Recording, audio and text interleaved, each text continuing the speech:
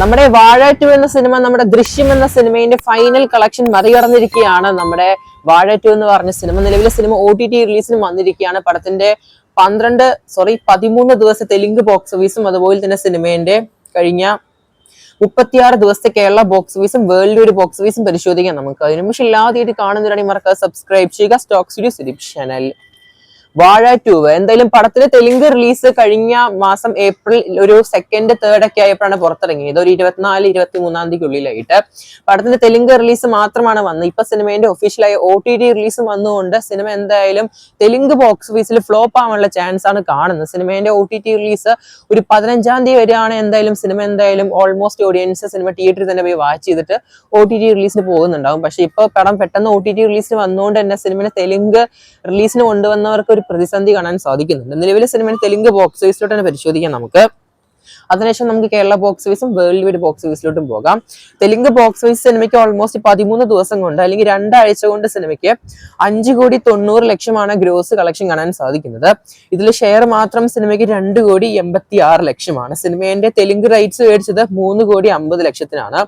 Almost 81% recovery സിനിമയ്ക്ക് ലഭിച്ചിട്ടുണ്ട് നിലവിൽ. പക്ഷെ പറഞ്ഞിട്ട് കാര്യമില്ല, 1,30,00,000 അല്ലെങ്കിൽ 1,63,00,000 കൂടി വന്നാലേ സിനിമ എന്തായാലും ഒരു ഫ്ലോപ്പ് ആവാതെ രക്ഷപ്പെടുത്തുള്ളൂ അല്ലെങ്കിൽ ഒരു ഹിറ്റ് ആവത്തുള്ളൂ നമ്മുടെ തെലുങ്ക് ബോക്സ് ഓഫീസില്. അതും വാഴ 2 എന്ന് പറഞ്ഞ സിനിമ.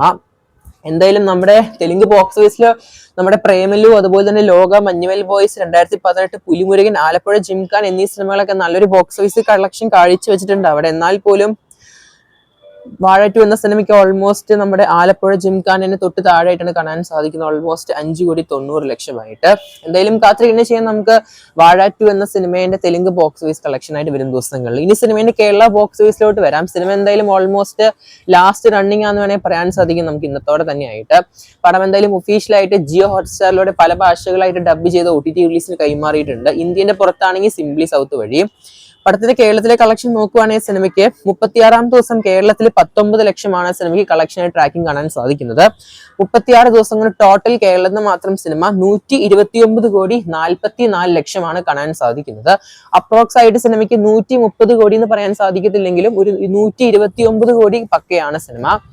എന്തായാലും സിനിമ നമ്മുടെ കേരളത്തിലെ തന്നെ ഹയസ്റ്റ് ഗ്രോസിംഗ് സിനിമ തന്നെയാണ് നമ്മുടെ ബോക്സ് ഓഫീസിൽ. ഇതിനു മുമ്പ് ഉണ്ടായിരുന്ന ഒരു സിനിമ എന്ന് പറഞ്ഞാൽ നമ്മുടെ ലോകയായിരുന്നു. ആ സിനിമയെ മറികടന്നിട്ട് ഇൻഡസ്ട്രി ഹിറ്റ് വരെ നമ്മുടെ ലോക സിനിമയുടെ ആ റെക്കോർഡ് തകർത്ത് വാഴ 2 നേടിയിട്ടുണ്ട്.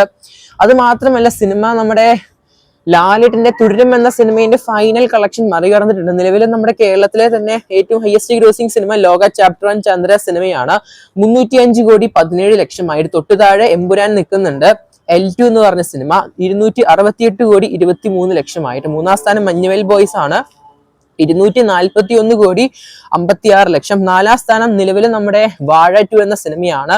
തുടരും സിനിമയുടെ ഫൈനലായ കളക്ഷൻ മറികടന്നിരിക്കുകയാണ്. ഇപ്പൊ സിനിമയ്ക്ക് അപ്രോക്സ് ആയിട്ട് 237,80,00,000 കാണാൻ സാധിക്കും നമ്മുടെ വാഴ 2 സിനിമയ്ക്ക്. നമ്മുടെ തുടരും സിനിമയുടെ ഫൈനൽ കളക്ഷൻ പരിശോധിക്കുകയാണെങ്കിൽ 237,76,00,000. എന്തായാലും 4 രൂപേന്റെ ഡിഫറൻസ് എന്ന് പറഞ്ഞ പോലെ സിനിമ അങ്ങ് തൂക്കിയിരിക്കുകയാണ് നമ്മുടെ ലാലേട്ടന്റെ ഫൈനൽ കളക്ഷൻ. എന്തായാലും കാത്തിരിക്കുന്ന ചെയ്യാൻ നമുക്ക് ഇനി നമ്മുടെ ലോകയുടെ ഈ ഒരു റെക്കോർഡ് കളക്ഷൻ ആരാണ് മറികടക്കാൻ പോകുന്നതെന്ന് എന്തായാലും കാത്തിരിക്കുന്ന ചെയ്യാൻ നമുക്ക്. കൂടുതൽ സിനിമ വാർത്തകൾ മറക്കാതെ സബ്സ്ക്രൈബ് ചെയ്യുക സ്റ്റോക്ക് സ്റ്റുഡിയോ സിരിപ് ചാനൽ. അതുപോലെ തന്നെ വാഴ സിനിമ കണ്ടവർ എന്തായാലും OTT-യിലാണെങ്കിലും തിയേറ്ററിലാണെങ്കിലും കമന്റ് ബോക്സ് ചെയ്യപ്പെടുത്തുക.